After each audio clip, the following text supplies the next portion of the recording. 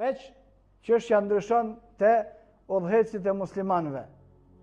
Udhëhecit e muslimanëve është më mirë me lënë fëmijët fukara se me lënë pasunik. Kjo është dallimin mes atyre të cilët i udhëheqin njerëzit me drejtësi dhe dallimi e atyre të cilët e marrin udhëheqjen për me vjedh prej njerëzve. Në transmetime të sakta Omar ibn Abdul Azizi, Allahu subhanahu wa taala pas mëshirue në ditën kur është bë udhëheci i përgjithshëm i muslimanëve, ka qenë njëri prej njerëzve më të pasur të shtetit islam. Kurse shteti islam në këtë kohë kishte 31 milion kilometra katror, territor dhe miliona besimtar të cilët i drejtonte.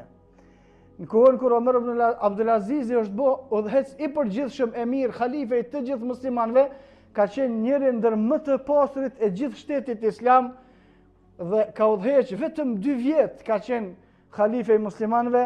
Kur ka vdek mas 2 vjetëve që është bë halife, pasunien që e kalon kanë qenë vetëm 4 ari tokë në Medine. Njeriu në islam, kur bëhet halife, kur bëhet përgjegjës, kur bëhet kryetar, duke qenë i pasur, gjatë detyrës bëhet i varfër.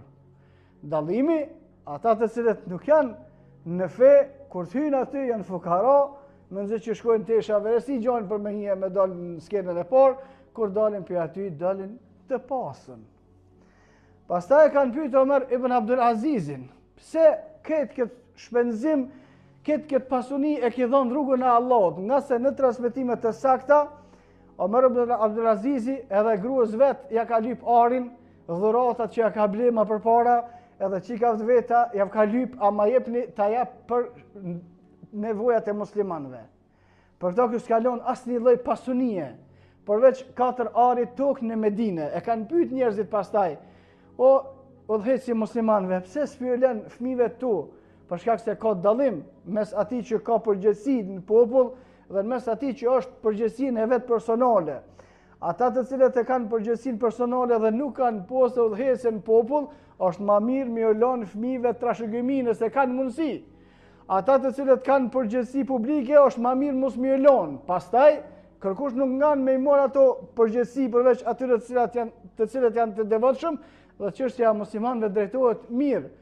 E kanë pyetur Omer ibn Abdul Azizin pse s'pyelen, e ka lexuar fjalën e Allahu subhanahu wa taala, in kanu salihin, nëse ata janë të mirë, Allahu subhanahu wa taala ka më thue hajr, nëse janë të këqij, për çka më lën të këqive atë që Allahu subhanahu wa taala ka lënë në dorën tonë.